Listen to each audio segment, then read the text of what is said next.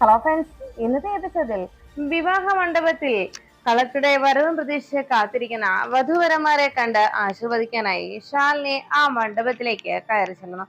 ഈ സമയത്ത് സുസ്മിതയെ ശരിക്കും എല്ലാവരുടെയും മുന്നിൽ വെച്ച് അപമാനിച്ചതിനും അതോടൊപ്പം തന്നെ സുസ്മിതയെ മറ്റുള്ളവരുടെ മുന്നിൽ വെച്ച് ഒരു രീതിയിലും സുസ്മിതയ്ക്ക് പ്രതികരിക്കാൻ പോലുമുള്ള ഒരു അവസരം നൽകാതെ എല്ലാവരുടെയും മുന്നിൽ നാണം കെടുത്തിയതിന്റെ അമർഷത്തിൽ സുസ്മിതയും പിന്നാലെ മണ്ഡപത്തിലേക്ക് ചെന്നെത്തുന്നു.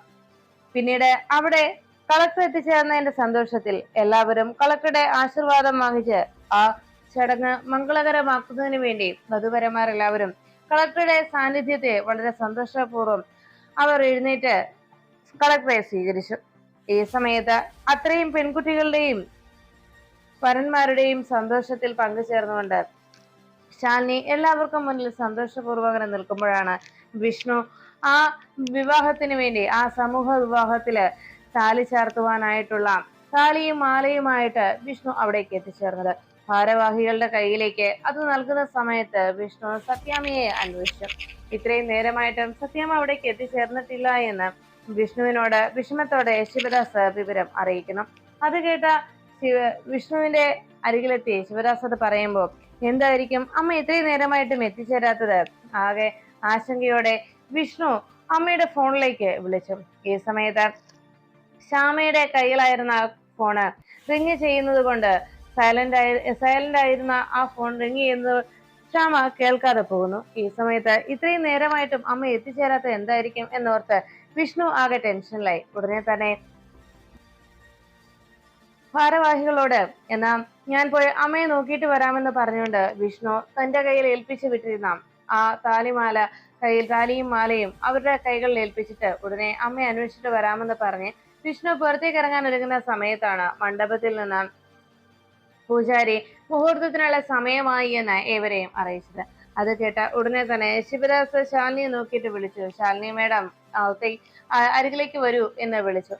ശാലിനി മേഡം എന്നുള്ള ശിവദാസിന്റെ വിളി കേട്ടതും പെട്ടെന്ന് വിഷ്ണുവിന്റെ കാതിൽ ആ പേര് പെട്ടെന്ന് വന്ന് മാറ്റിക്കൊണ്ടു. വിഷ്ണു ഉടനെ തന്നെ ആ പേര് കേട്ടതും പിന്തിരിഞ്ഞു നോക്കുകയാണ്. വളരെ പ്രതീക്ഷയോടെ തന്റെ പ്രിയപ്പെട്ട ശാലിനിയാണ് അവിടെ വന്നത് എന്ന് യാതൊരു അറിവുമില്ലെങ്കിൽ പോലും ആ പേര് മാത്രം കേട്ടതിന്റെ സന്തോഷത്തിലും ആ ഒരു പ്രതീക്ഷയിലും വിഷ്ണു അതാരാണ് എന്നറിയാനായി പ്രതീക്ഷയോടെ നോക്കുന്നു. അപ്പോഴാണ് എല്ലാവരും വളരെ സ്നേഹാദരവോടെ നമ്മുടെ കളക്ടർ മേഡം തന്നെ ഇന്ന് വധുവരന്മാർക്ക് ഈ വിവാഹത്തിൽ പങ്കെടുക്കുന്ന ഇവിടെ വിവാഹിതരാകാൻ പോകുന്ന വധുവരന്മാരെ ആശീർവദിച്ചുകൊണ്ട് വരന്റെ കയ്യിലേക്ക് കളക്ടർ മേഡം തന്നെ താലി എടുത്തു കൊടുക്കാൻ പോകുന്ന ചടങ്ങാണ് ഇന്ന് നടക്കാൻ പോകുന്നത് എന്ന് ഏവരെയും ആ ശിവദാസും മറ്റുള്ള ട്രസ്റ്റ് അംഗങ്ങളും അറിയിച്ചു.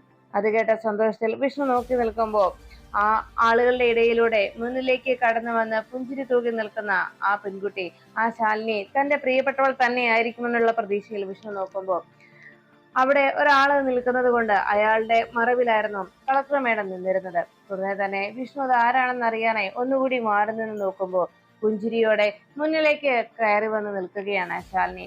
ശാലിനി വളരെ സന്തോഷത്തോടെ ശിവദാസനോടും മറ്റുള്ളവരോടും സന്തോഷപൂർവ്വം സംസാരിച്ചു നിൽക്കുന്ന ആ കാഴ്ച കണ്ടതോടെ വിഷ്ണുവിന്റെ മനസ്സിന് വല്ലാത്ത സന്തോഷമായി. താൻ എത്രയും നാളായി കാത്തിരുന്ന വർഷങ്ങളുടെ കാത്തിരിപ്പിന് ശേഷം തന്റെ പ്രിയപ്പെട്ടവളെ ഇതാ മുന്നിൽ കണ്ടു. അതും ഇത്രയും ആഗ്രഹത്തോടെ ഈ നാടൊന്നാകെ ആഗ്രഹിച്ച ആ തന്റെ അമ്മയെ ഒഴിച്ച് ഇരു കുടുംബത്തിലുമുള്ള മറ്റെല്ലാവരും അത്രമേൽ ആഗ്രഹിച്ച ആ പദവി അലങ്കരിച്ചുകൊണ്ട് നിൽക്കുന്ന ശാലിനിയെ കണ്ട് വിഷ്ണു മതിമറന്ന് സന്തോഷിച്ചു. ശാലിനിക്കരികിലേക്ക് നടന്നു ചെന്ന് ശാലിനിയോട് സംസാരിക്കാനായി ഒരു ചുവടെടുത്ത് ഫ്രണ്ടിലേക്ക് കാല് വെച്ചതും ആ നിമിഷം വിഷ്ണുവിന്റെ ഫോണിലേക്ക് ഒരു കോള് വന്നു. വിഷ്ണു വേഗം തന്നെ ഫോൺ എടുത്ത് നോക്കി. അപ്പോഴാണ് അമ്മയുടെ കോളാണ് എന്ന് മനസ്സിലായത്. അമ്മ വിളിക്കുന്നത് കണ്ട് വിഷ്ണു വേഗം ഫോൺ അറ്റൻഡ് ചെയ്തു. ഹലോ അമ്മേ എന്ന് സംസാരിക്കുമ്പോൾ ശ്യാമ സത്യാമ്മയുടെ ഫോണിലേക്ക് കോള് വന്നത് കൊണ്ട് ഉടനെ തന്നെ വിഷ്ണുവിനെ വിളിച്ച് വിവരം അറിയിക്കാൻ തിരിച്ച് ശ്യാമ വിളിച്ചതായിരുന്നു. കോള് വന്ന ഉടനെ വിഷ്ണു വളരെ സന്തോഷത്തിൽ അമ്മയെന്ന് വിളിച്ചതും ശ്യാമ പറഞ്ഞു, വിഷ്ണുവേട്ടാ ഇത് ഞാനാ ശ്യാമ. സത്യാമ്മയ്ക്ക് പെട്ടെന്ന് BP കൂടി ഹോസ്പിറ്റലിൽ ഇപ്പോൾ അഡ്മിറ്റ് ആണ് എന്ന് അറിയിച്ചു. അത് കേട്ടതും വിഷ്ണുവിനാകെ ടെൻഷനായി. അമ്മയ്ക്ക് ഇപ്പൊ എങ്ങനെയുണ്ട് എന്ന് ചോദിച്ചപ്പോ വിഷ്ണുവിനോട് ശ്യാമ പറഞ്ഞു, ഇപ്പോ നമ്മുടെ കരുണ ഹോസ്പിറ്റലിലാണ് സത്യാമ്മയുള്ളത്. വിഷ്ണുവേട്ടൻ വേറെ എവിടേക്ക് വാ, കുഴപ്പമൊന്നുമില്ല. സത്യാമ്മയ്ക്ക് BP കൂടിയതിന്റെ പ്രശ്നമാണ്. വരുന്ന വഴിയിൽ വണ്ടി ബ്രേക്ക് ഡൗൺ ആയി പോയി. ആ സമയത്ത് സത്യാമ്മ കാറിൽ നിന്നിറങ്ങി നടന്നു തുടങ്ങി. അതുകൊണ്ടാണ് സത്യാമ്മയ്ക്ക് BP കൂടിയത് എന്ന് ശ്യാമ അറിയിച്ചു. ഞാനിപ്പോൾ തന്നെ എത്താൻ ശ്യാമേ എന്ന് പറഞ്ഞുകൊണ്ട് ശാലിനി അവിടെ ആ ചടങ്ങിൽ പങ്കെടുക്കുന്നത് നോക്കി ശാലിനിയോടൊന്ന് ചെന്ന് സംസാരിക്കാൻ പോലും കഴിയുന്നില്ല. ഇതേ അവസ്ഥയിൽ ശാലിനിയെ താൻ കണ്ടതുകൊണ്ടായിരിക്കുമോ അമ്മ ആ അബോധാവസ്ഥയിൽ ഹോസ്പിറ്റലിൽ ഇപ്പോൾ അഡ്മിറ്റ് ആയി കിടക്കുന്നത്? അന്ന് അമ്മ പറഞ്ഞ ശബ്ദം, അമ്മ എടുത്ത ആ ശബ്ദം, ആ സത്യം ചെയ്യൽ, അതുപോലെ തന്നെ ഭവിച്ചതാണോ എന്നൊക്കെ വിഷ്ണുവിന്റെ മനസ്സിന് വല്ലാത്ത ആശങ്ക തോന്നുന്നു.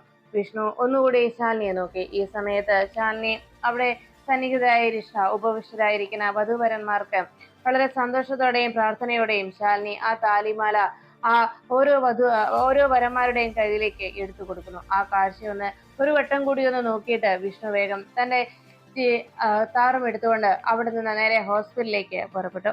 ശാലിനി ആ ഒരു മുഹൂർത്തത്തിൽ മംഗളകരമായ ആ ചടങ്ങിൽ സന്തോഷപൂർവ്വം പങ്കെടുത്ത് അവിടെ നിന്ന് ശാലിനിയും തിരിച്ച് വീട്ടിലേക്ക് മടങ്ങുന്നു. ഈ സമയത്ത് ഹോസ്പിറ്റലിലേക്ക് എത്തിയ വിഷ്ണു ആശങ്കയോടെ അമ്മയ്ക്കരികിലേക്ക് ഓടിയെത്തി. അവിടെ സത്യാമ്മയുടെ അരികിലിരിക്കുന്ന ശ്യാമയ്ക്ക് അരികിലേക്ക് വന്ന് വിഷ്ണു ആശങ്കയോടെ അമ്മയ്ക്ക് എന്ത് സംഭവിച്ചേ എന്ന് അന്വേഷിച്ചു. അപ്പോഴേക്കും സത്യാമ്മയ്ക്ക് ബോധം തെളിഞ്ഞു കഴിഞ്ഞു. സത്യാമ്മയുടെ വിവരങ്ങളൊക്കെ ശ്യാമ ചോദിച്ചുകൊണ്ടിരിക്കുമ്പോഴാണ് അവിടേക്ക് വിഷ്ണു ഓടിയെത്തിയത്. വിഷ്ണു വന്ന് അമ്മയ്ക്ക് ഇപ്പൊ എങ്ങനെയുണ്ട്, എന്താ അമ്മയ്ക്ക് പറ്റിയത്, എന്താ അമ്മയ്ക്ക് എന്താ സംഭവിച്ചത് എന്നൊക്കെ വിഷ്ണു ആകാംക്ഷയോടെ വിവരങ്ങൾ ചോദിച്ചു. വിഷ്ണുവിനോട് സത്യാമ്മ പറഞ്ഞു, എനിക്ക് ആ ചടങ്ങിൽ പങ്കെടുക്കണമെന്ന് ഒരു ചിന്ത മാത്രമേ ഉണ്ടായിരുന്നുള്ളൂ. മുഹൂർത്തത്തിന് മുൻപ് എങ്ങനെയും മണ്ഡപത്തിൽ എത്തിച്ചേരണം, അതായിരുന്നു എന്റെ ലക്ഷ്യം. അതുകൊണ്ട് തന്നെ ഞാൻ വണ്ടി ബ്രേക്ക് ഡൗൺ ആയതുകൊണ്ട് കാറിൽ നിന്ന് ഇറങ്ങി പതിയെ നടന്നു തുടങ്ങി. പക്ഷെ ആ വഴിയെങ്ങും തന്നെ ഒരു വണ്ടിയും വന്നിരുന്നില്ല. വന്ന ഒരു കാറാണ് നിർത്തിയതുമില്ല. പിന്നെ കുറച്ചുകൂടി പിന്നിട്ടപ്പോ BP-യുടെ മരുന്ന് പോലും എടുക്കാതെ നടന്ന് കുറച്ചുകൂടി പോയപ്പോ വല്ലാതെ ദാഹിച്ചു. പിന്നെ ബോധമറ്റ് ആ നിലത്ത് വീഴുകയായിരുന്നു. എന്നാൽ ആ പരുപരുത്ത മണലിൽ കാരുണ്യത്തിന്റെ കൈകൾ നീട്ടി ഒരു കാരുണ്യത്തിന്റെ കൈകൾ എന്നെ സ്പർശിച്ചതായി, എന്റെ ജീവൻ രക്ഷിച്ചതായിട്ട് മാത്രം എനിക്ക് ഓർമ്മയുണ്ട് എന്ന് സത്യാമ്മ പറയുന്നു. അത് കേട്ട ഉടനെ ശ്യാമ അപ്പുറത്ത് മാറി നിന്ന് തന്റെ കുഞ്ഞേച്ചിയെ കുറിച്ചാണ് സത്യാമ്മ പറയുന്നത് എന്ന് മനസ്സിൽ ഓർത്തുകൊണ്ട്, സത്യാമ്മ നേരിൽ കണ്ടാൽ എന്റെ കുഞ്ഞേച്ചിയോട് ഏത് രീതിയിലായിരിക്കും പ്രതികരിക്കുക എന്ന് ആലോചിച്ച് ശ്യാമ ആകെ സങ്കടപ്പെട്ട് അങ്ങനെ നിൽക്കുമ്പോൾ അവിടേക്ക് ഡോക്ടർ എത്തിച്ചേർന്നു. സത്യാമ്മ ഇപ്പൊ ഓക്കെ ആയല്ലോ അല്ലേ, കുഴപ്പമൊന്നും തന്നെ ഇല്ലല്ലോ എന്ന് ഡോക്ടർ അന്വേഷിച്ചു. ഉടനെ ഡോക്ടറോട് സത്യാമ്മ പറഞ്ഞു, ഇല്ല ഡോക്ടർ, ഇപ്പൊ പ്രശ്നമൊന്നും തന്നെ ഇല്ല. എന്റെ BP കുറഞ്ഞു പോയതായിരുന്നു. അത് ഇന്ന് പെട്ടെന്ന് ഒരു ഫംഗ്ഷൻ അറ്റൻഡ് ചെയ്യേണ്ട ആവശ്യമുണ്ടായിരുന്നു. അതുകൊണ്ട് വീട്ടിൽ നിന്ന് അല്പം ലേറ്റ് ആയിട്ട് ഇറങ്ങിയത് കൊണ്ട് വേഗം അവിടെ എത്രയും വേഗം എത്തിച്ചേരണമെന്ന ചിന്ത മാത്രമേ ഉണ്ടായിരുന്നുള്ളൂ. കാറ് ബ്രേക്ക് ഡൗൺ ആയതുകൊണ്ട് വഴിയിൽ ഇറങ്ങി നടക്കുകയും ചെയ്തു. അതൊക്കെ കൊണ്ടാണ് ഇപ്പൊ ഇങ്ങനെയെല്ലാം സംഭവിച്ചത് എന്ന് സത്യാമ്മ അറിയിച്ചു. സത്യാമ്മയുടെ വാക്കുകൾ കേട്ട ഉടനെ ഡോക്ടർ പറഞ്ഞു, എന്തായാലും പേടിക്കാനൊന്നുമില്ല, സത്യാമ്മ ആശങ്കപ്പെടുകയൊന്നും വേണ്ട, സത്യാമ്മയ്ക്ക് കുഴപ്പമൊന്നും തന്നെ ഇല്ല, BP കൂടിപ്പോയി, അത്രേ ഉള്ളൂ. ടാബ്ലറ്റ് ഇല്ലാതെ പോയതാണ് ഇങ്ങനെ ഒരു ബോധക്ഷയത്തിന് കൂടി കാരണമായത്. എന്തായാലും ഇനി പ്രശ്നമൊന്നും തന്നെ ഇല്ല സത്യാമ്മേ എന്ന് ഡോക്ടർ അറിയിച്ചു. അപ്പോഴേക്കും ഡോക്ടറോട് സത്യാമ്മ ചോദിച്ചു, അല്ല ഡോക്ടർ, എന്നെ ആരാ ഇവിടെ എത്തിച്ചത് എന്ന് അന്വേഷിച്ചതും ഡോക്ടർ പറഞ്ഞു, അത് സത്യാമ്മയ്ക്ക് അറിയില്ലേ, കളക്ടർ മേഡമാണ് സത്യാമ്മയെ ഇവിടേക്ക് എത്തിച്ചത്. കളക്ടർ മേഡവും ആ ചടങ്ങിൽ പങ്കെടുക്കാൻ പോവുകയായിരുന്നു. ആ വഴി കളക്ടർ മേഡം വന്നപ്പോഴാണ് അവിടെ ബോധം കെട്ട് കിടന്ന സത്യാമ്മയെ കണ്ടത്. ഉടനെ തന്നെ കളക്ടർ മേഡം സത്യാമ്മയെ ഇവിടെ എത്തിക്കുകയും വേണ്ട ട്രീറ്റ്മെന്റ് നൽകുകയും ചെയ്യുകയാണ് ഉണ്ടായത്.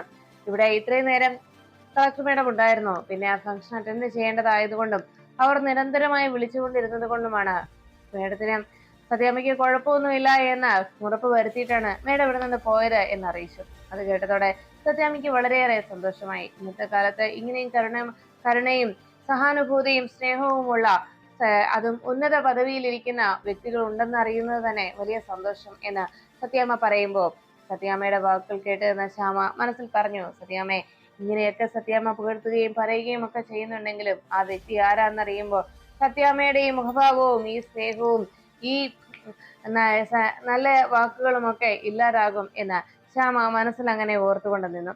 പിന്നീട് ശാലിനിയെ കണ്ട സന്തോഷമായിരുന്നു വിഷ്ണുവിന്റെ മനസ്സിലാകെ. എത്രയും വേഗം ശാലിനിക്ക് അരികിലേക്ക് എത്തുക, കളക്ടർ മേഡമാണ് ഇവിടുത്തെ എന്റെ ശാലിനി തന്നെയാണ് ഇപ്പോഴത്തെ കളക്ടർ എന്ന് അറിഞ്ഞതിന്റെ സന്തോഷത്തിലായിരുന്നു വിഷ്ണു ഇത് ആരോട് പറയുമെന്നോർത്ത് അങ്ങനെ ടെൻഷൻ നിൽക്കുമ്പോൾ എത്രയും വേഗം അമ്മയോട് ഈ വാർത്ത പറഞ്ഞാലോ, അമ്മയോട് എങ്ങനെയെങ്കിലും ശാലിനി ഇവിടേക്ക് കൂട്ടിക്കൊണ്ട് വരുന്നതിന് വേണ്ടിയുള്ള വഴി ഒരുക്കണം, അതിനെന്താ ഒരു പോംവഴി എന്നല്ല വിഷ്ണു അങ്ങനെ ആലോചിച്ചു. വീട്ടിലേക്ക് എത്രയും വേഗം ശാലിനിയെ കൂട്ടിക്കൊണ്ട് വരണമെന്നും വിഷ്ണുവിന്റെ മനസ്സ് അതിനായി തുമ്പി. അപ്പോഴാണ് സത്യാമ്മ ഡിസ്ചാർജായി വീട്ടിലേക്ക് എത്തിയത്. എന്തായാലും ഇന്നൊരു ദിവസം കഴിയട്ടെ എന്ന് വിഷ്ണു മനസ്സുകൊണ്ട് തന്റെ മനസ്സിനെ ആശ്വസിപ്പിച്ചുകൊണ്ട് നാളെ രാവിലെ എന്തായാലും അമ്മയോട് ഇതിനെക്കുറിച്ച് സംസാരിക്കണമെന്ന് വിഷ്ണു തീരുമാനിച്ചു. പിറ്റേന്ന് രാവിലെ സത്യാമ്മ ഓഫീസിലെ കാര്യങ്ങളൊക്കെ സംസാരിച്ചുകൊണ്ട് അങ്ങനെ നിൽക്കുമ്പോൾ വിഷ്ണു അരികിലേക്ക് എത്തി. വിഷ്ണു അരികിൽ വന്നങ്ങനെ നിൽക്കുന്നത് കണ്ട് കുറച്ചു നേരം ഫോണിൽ സംസാരിച്ചു കൊണ്ടിരുന്ന സത്യാമ്മ വിഷ്ണു തന്നോടെന്തോ കാര്യമായി പറയാനുണ്ടെന്ന് മനസ്സിലാക്കി. വേഗം തന്നെ സത്യാമ്മ ഫോൺ വെച്ചിട്ട് വിഷ്ണു എന്തോ നീ പറയാൻ വന്നതാണല്ലോ, എന്തു പറ്റിയതാ എന്ന് അന്വേഷിച്ചു. ഉടനെ വിഷ്ണു പറഞ്ഞു, അത് അമ്മേ, ഞാൻ പറയാൻ വന്നത് വേറൊന്നുമല്ല. അമ്മയുടെ ജീവൻ രക്ഷിച്ച കളക്ടർ മേഡത്തോട് ഒരു നന്ദി പറഞ്ഞില്ലല്ലോ അമ്മേ എന്ന് ചോദിച്ചു. ഉടനെ അത് കേട്ട സത്യാമ്മ പറഞ്ഞു, മോനെ, ഞാൻ പലപ്പോഴായി കളക്ടർ മേഡത്തെ വിളിക്കാനായി ശ്രമിക്കുന്നുണ്ട്, പക്ഷേ മേഡത്തിന് കോൾ കണക്ട് ആവുന്നില്ല. പലപ്പോഴും പല കാര്യങ്ങൾ കൊണ്ടും മേഡം ബിസിയാണെന്നാണ് PA പറയാറുള്ളത് എന്നറിയിച്ചു. എന്തായാലും കളക്ടറുടെ PA നമുക്കറിയാവുന്നതല്ലേ, നമുക്ക് പരിചയമുള്ള പെൺകുട്ടിയല്ലേ, അതുകൊണ്ട് അവളോട് തന്നെ കളക്ടറെ കുറിച്ച് അന്വേഷിക്കാം എന്ന് സത്യാമ്മ വിഷ്ണുവിനോട് പറഞ്ഞു. ഈ സമയത്ത് സത്യാമ്മയ്ക്കും വിഷ്ണുവിനുള്ള ചായയുമായി എത്തിയ ശ്യാമ അവിടെ നിന്ന് വല്ലാതെ പരിങ്ങി. അപ്പോഴാണ് സത്യാമ്മയോട് വിഷ്ണു പറഞ്ഞത്, അമ്മേ, വെറുതെ കളക്ടർ മേഡത്തെ വിളിക്കണ്ട, നമുക്കൊരു കാര്യം ചെയ്യാം. നമ്മുടെ ഇനി വരുന്ന അടുത്ത ദിവസം തന്നെ നമ്മുടെ ഹോട്ടലിന്റെ, അതായത് നമ്മുടെ റെസ്റ്റോറന്റിന്റെ 7ാം വാർഷികം നമ്മൾ ആഘോഷിക്കാൻ പോവുകയല്ലേ, അതുകൊണ്ട് ആ വാർഷികത്തിൽ മുഖ്യ അതിഥിയായി കളക്ടർ മേഡത്തെ നമുക്ക് ഇൻവൈറ്റ് ചെയ്യാം. അതല്ലേ നല്ലത്, കളക്ടർ മേഡത്തെ നമുക്ക് ക്ഷണിക്കാം. അപ്പൊ പിന്നെ നമുക്ക് നമ്മുടെ നന്ദി പ്രകടനവുമാകും. കളക്ടർ മേഡം നമ്മുടെ ഈ ഫംഗ്ഷന് പങ്കെടുക്കുന്നത് കൊണ്ട് നമുക്ക് നല്ല പേരും ഉണ്ടാകും എന്ന് അറിയിച്ചു. അത് കേട്ടതും സത്യാമ്മ പറഞ്ഞു, അത് കൊള്ളാം, അത് നല്ലൊരു ഐഡിയ ആണല്ലോ. എന്തായാലും ഞാൻ ഇപ്പൊ തന്നെ കളക്ടറുടെ PA ഒന്ന് വിളിക്കട്ടെ എന്ന് പറഞ്ഞ് വേഗം അനുപല്ലവിയുടെ ഫോണിലേക്ക് സത്യാമ്മ വിളിക്കുന്നു. ഈ സമയത്ത് സത്യാമ്മയുടെ ഫോൺ കോള് വരുന്നത് കണ്ട് ശാലിനിയുടെ അരികിൽ നിന്ന് അനുപല്ലവി വേഗം കോൾ എടുത്തു. കോള് അറ്റൻഡ് ചെയ്തുകൊണ്ട്, ഹലോ സത്യാമ്മേ എന്ന് ഫോണിൽ സംസാരിക്കുമ്പോൾ സത്യഭാമ പറഞ്ഞു, അതെ മോളെ, ഞാൻ വിളിച്ചത് കളക്ടറുടെ PA ആണല്ലോ അല്ലെ അനുപല്ലവി എന്ന് ചോദിച്ചിട്ടും, അതെ സത്യാമ്മേ, സത്യാമ്മ പറഞ്ഞോളൂ എന്ന് അനുപല്ലവി അറിയിച്ചു. ഉടനെ സത്യാമ്മ പറഞ്ഞു, അതെ, ഞാൻ വിളിച്ചത് കളക്ടർ മേഡത്തിന്റെ ഒരു അപ്പോയിന്റ്മെന്റ് വേണ്ടിയാണ് എന്ന് അറിയിച്ചു. അത് കേട്ടതും വേഗം തന്നെ അപ്പോയിന്റ്മെന്റ് അന്വേഷിച്ചത് കേട്ട് അനുപല്ലവി പറഞ്ഞു, അയ്യോ സത്യാമ്മേ, ഇപ്പൊ തന്നെ കളക്ടർ മേഡത്തിന്റെ അപ്പോയിന്റ്മെന്റ് ഏകദേശം എല്ലാം കഴിഞ്ഞു, ഒരാഴ്ചത്തേക്കുള്ളതോളം ബുക്കിംഗ് ആയി കഴിഞ്ഞല്ലോ എന്നറിയിച്ചു. അത് കേട്ട ഉടനെ സത്യാമ്മയ്ക്ക് ആകെ നിരാശയായി. അരികിൽ നിന്ന് വിഷ്ണു ചോദിച്ചു, എന്താ പറയുന്നത് എന്ന് ചോദിച്ചതും, ഒരാഴ്ചത്തേക്ക് കളക്ടർ മേഡത്തിന്റെ അപ്പോയിന്റ്മെന്റ് എല്ലാം ബുക്ക്ഡ് ആയി എന്നാ പറയുന്നത്. ഉടനെ സത്യാമ്മയോട് വിഷ്ണു പറഞ്ഞു, അമ്മ നമ്മൾ നടത്തുന്ന ഫംഗ്ഷനെ കുറിച്ച് പറ, അതാകുമ്പോ കുഴപ്പമില്ലല്ലോ എന്ന് പറഞ്ഞപ്പോ സത്യാമ്മ പറഞ്ഞു, അയ്യോ, ഞാനൊരു കാര്യം മേഡത്തോട് പറയാൻ വേണ്ടിയാ വിളിച്ചത്. ഞങ്ങളുടെ റെസ്റ്റോറന്റിന്റെ വിഷ്ണുലോകം റെസ്റ്റോറന്റിന്റെ 7ാമത്തെ വാർഷികം ഈ അടുത്ത ദിവസം ആഘോഷിക്കുകയാണ് ഞങ്ങൾ. അന്ന് മുഖ്യ അതിഥിയായി കളക്ടർ മേഡത്തെയാണ് ഞങ്ങൾ ക്ഷണിക്കാനായി ആഗ്രഹിച്ചിരിക്കുന്നത്. അക്കാര്യം പറയാനായിരുന്നു ഞങ്ങൾ വിളിച്ചത് എന്നറിയിച്ചു. അത് കേട്ടതും അനുപല്ലവി പറഞ്ഞു, അയ്യോ മേഡം, അതിപ്പോ എങ്ങനെയാ, മേഡത്തോട് ചോദിക്കാതെ പറയാൻ കഴിയില്ലല്ലോ. ഉടനെ തന്നെ ശാലിനിക്ക് അരികിലേക്ക് ശാരദാമ്മയും എത്തി.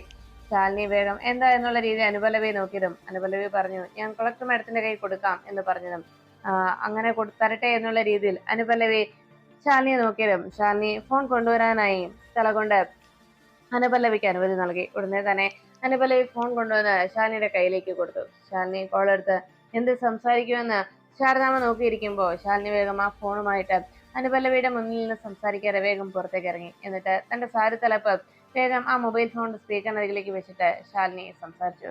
ഹലോ സത്യാമ്മേ എന്ന് ഫോണിൽ സംസാരിച്ചുകൊണ്ടിരുന്നതും സത്യഭാമ പറഞ്ഞു, കളക്ടർ മേഡത്തെ ഇന്ന് കാണാനായി ഒത്തിരി ആഗ്രഹിക്കുന്നുണ്ട്. അതുപോലെ തന്നെ ഞാനിപ്പോ വിളിച്ചത് ഈ അടുത്ത ദിവസം ഞങ്ങളെ വിഷ്ണുലോകം റെസ്റ്റോറന്റിന്റെ 7ാമത്തെ വാർഷികം നടത്തുകയാണ്. അതിൽ മേഡം പങ്കെടുക്കണമെന്നതാണ് ഞങ്ങളുടെ ഏറ്റവും വലിയ ആഗ്രഹം.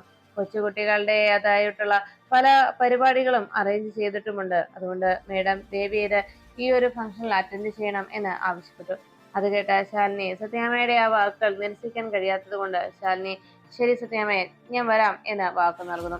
അത് കേട്ട ഉടനെ സത്യാമ്മയ്ക്കും വലിയ സന്തോഷമായി. സത്യാമ്മ സന്തോഷത്തോടെ വിഷ്ണുവിനെ നോക്കിയതും വിഷ്ണു വളരെ ആകാംക്ഷയോടെ എന്താണ് ശാലിനി പറഞ്ഞ മറുപടി എന്നറിയാനായി കാതോർത്തുനിന്നപ്പോ ശാലിനി വരാമെന്ന് വാക്ക് നൽകിയത് കേട്ട് വലിയ സന്തോഷത്തിലായി വിഷ്ണു ആ വാക്കുകൾ കേട്ട് വലിയ സന്തോഷത്തോടെ ശാലിനി തന്റെ അമ്മയുടെ ആ ആവശ്യം അംഗീകരിച്ചതിന്റെ സന്തോഷത്തിൽ വിഷ്ണുവും തുള്ളിച്ചാടി. പിറ്റേന്ന് രാവിലെ സത്യാമ്മയുടെ ബർത്ത്ഡേ ആഘോഷത്തിലേക്ക് എല്ലാവരും കടന്നു. സത്യഭാമയുടെ ബർത്ത്ഡേ വളരെ ഗ്രാൻഡായി ആഘോഷിക്കാനിരുന്ന അവർക്ക് സത്യാമ്മ തന്നെ അതിൽ നിന്ന് പിന്തിരിഞ്ഞു. വലിയ ആർഭാടമൊന്നും വേണ്ട എന്ന് സത്യാമ്മ തന്നെ എല്ലാവരെയും പറഞ്ഞു തിരുത്തി. അപ്പോഴേക്കും വിഷ്ണു ശാലിനിയുമായി ഒന്നിക്കാനുള്ള ശ്രമങ്ങൾ, ശാലിനി തന്റെ അരികിലേക്ക് എത്തിച്ചേരുന്നതിന് വേണ്ടിയുള്ള നീക്കങ്ങൾ സത്യാമ്മ മുഖേന നടത്തിയതിന്റെ സന്തോഷത്തിലായിരുന്നു വിഷ്ണു.